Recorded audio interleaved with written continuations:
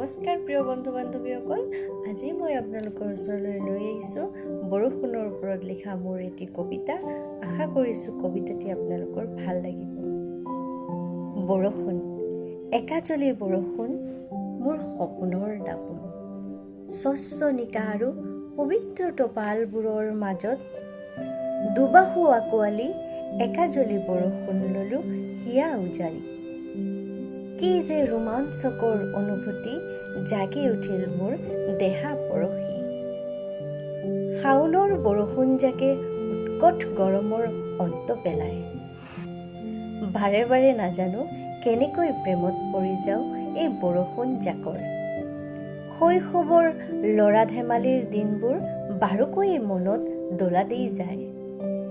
কাগজৰ নাও উঠাই ওপৰলৈ কৰি পানীৰ টোপালবোৰ দিছিলোঁ খাই।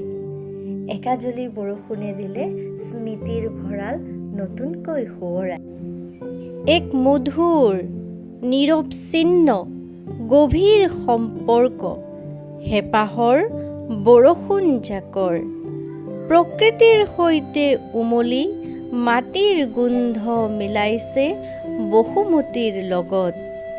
কিন্তু আমি মানুহবোৰৰ নাই আজৰি, আজি আছোঁ কালি নাই, তথাপিও নাই প্ৰকৃতিৰ প্ৰতি সঁহাৰি।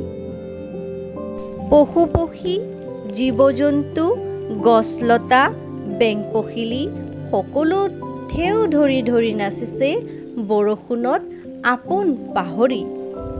হঠাৎ অহা বৰষুণ জাকৰ পৰা বাচিবলৈ কোনোবাই ৰেইনকোট আৰু কোনোবাই লৈ ছাতি, আৰু যদি একো নাথাকে হাতেৰেই লয় মূৰ ঢাকি।